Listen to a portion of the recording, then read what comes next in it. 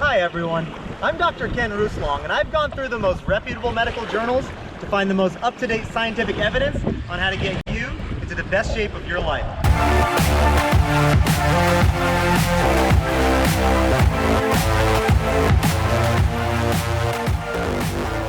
Hey everyone, thanks for tuning in. I'm Dr. Ken Rousslang, and today I want to talk about a topic that's been receiving a tremendous amount of media attention lately, and also a topic that I consider my personal secret to getting into the best shape I've ever been in.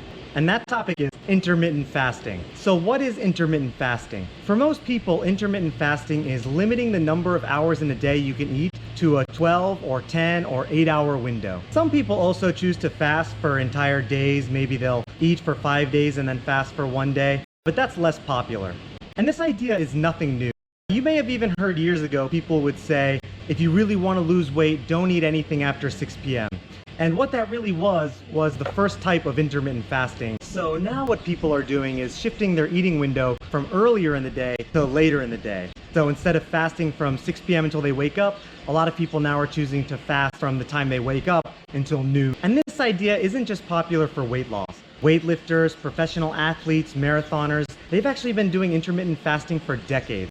I once read that professional marathon runners can sleep up to 15 hours in a day. They might sleep 12 hours overnight, and then after a day of intense training, they may also take an additional 3-hour nap in the afternoon. And the reason they do this is because sleep is when your body releases growth hormone. Growth hormone is the primary hormone responsible for building muscle, increasing muscle mass, increasing muscle density, giving people the physique that they're going for. And that's why sleeping more can actually allow you to look better and have better physique overall. You may have once heard that children only grow when they sleep, and that's actually true because growth hormone is released when you sleep, and that's also the hormone responsible for allowing children to develop their long bones and grow taller. And there's another thing that increases growth hormone release, and that is ghrelin.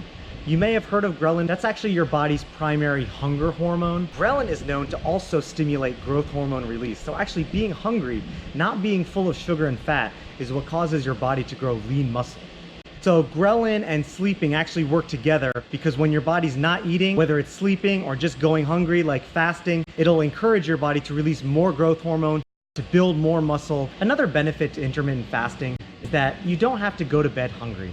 You can just limit the amount you eat from the morning until noon, and you won't have to be hungry throughout the day. A lot of people struggle to lose weight, and they think that the only way to do that is just to feel hungry throughout the day. And as a medical doctor, I can tell you that's simply a failing strategy.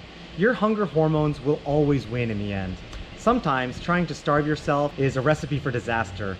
People end up overeating, binge eating, and even developing eating disorders as a result. So does that mean that we can all skip breakfast and we'll all look like professional marathon runners or weightlifters or athletes? Not exactly. The American College of Cardiology has recently reiterated its stance that breakfast is the most important meal of the day.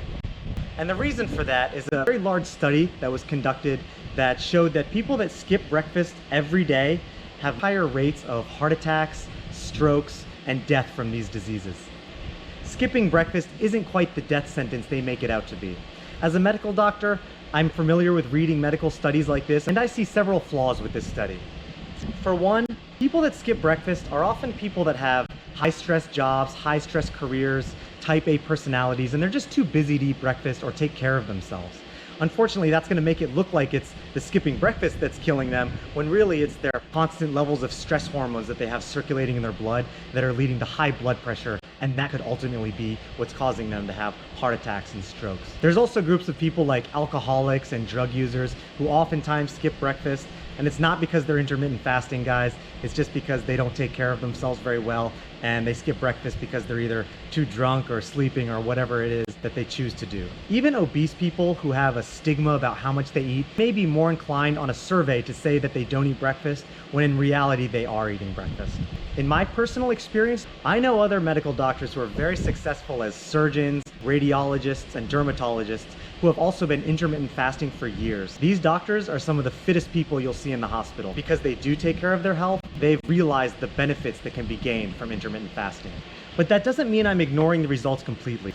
What I do take from this study is that if you have high blood pressure, then this is a risk for you if you want to try intermittent fasting. The diseases like stroke and heart disease, the #1 risk factor for those is actually high blood pressure. So if you're someone that has high blood pressure, intermittent fasting may not be a good idea for you, especially if you're not on medications to control your blood pressure. Also, if you have other conditions that may increase your chances of having heart disease or stroke, such as diabetes, then you may want to seriously consider the disadvantages to intermittent fasting. So if you're wondering how would I start intermittent fasting, it's really very simple. At first, I would recommend cutting your eating window from all day long to a 12-hour window. So if you wake up at 8 a.m., maybe you can start at 8 and then stop eating at 8 p.m. You could also start eating at noon and then stop eating at midnight if that's what your schedule is. But the idea is I want you to start by cutting your window down to 12 hours and then getting used to how it feels, because your body's going to go through some changes. Firstly, you'll start to realize what true hunger feels like. A lot of people, unfortunately, start eating when they're either thirsty or bored or tired, or for a lot of reasons that aren't actually related to hunger. By first cutting your window down to 12 hours, you'll start to get back in touch with your true body hormonal hunger feeling. And then as you progress, after a couple weeks, say, of getting used to that schedule, you can cut the window down to 10 hours or even 8 hours. I've actually been using about a 9-hour window, and I know it's an odd number, a lot of people won't like that, but I eat from about noon until 9 p.m. and I've been doing that for about a year. And it's helped get me the results that I've been hoping for. So just briefly, I'd like to explain why intermittent fasting works so well for some people. The main reason is that most people walk around and they use something called glycogen as their main energy source. Glycogen is primarily stored in the liver. Your liver can store about 1,200 calories worth of glycogen. So for most people, their body only uses glycogen as the storage form of energy, and then fat is rarely, if ever, used. Your body really likes glycogen because it's really easy for your body to turn into sugar. Your body can break it down from the liver, release it into the bloodstream, and you'll always have this elevated blood sugar. After you burn through about 1,200 calories, which is what happens if you've been fasting for 12 or 14 hours, then your body is forced to utilize adipose tissue or body fat tissue as its form of energy. And your body doesn't like that. Fat is less efficient for your body to use its energy. Fat has to go through several chemical reactions that all require energy. Even still, it's released more slowly into your bloodstream. Your body will burn more calories using fat compared to glycogen. That's why with intermittent fasting, you can eat more and actually not gain weight, because your body is using a less efficient form of energy. So in conclusion, if you've been thinking about intermittent fasting, of course you should see your physician and make sure you don't have conditions that would preclude this from being a successful diet plan for you. If you have high blood pressure or you have conditions that predispose you to heart disease or having a stroke, then intermittent fasting may be more risky for you.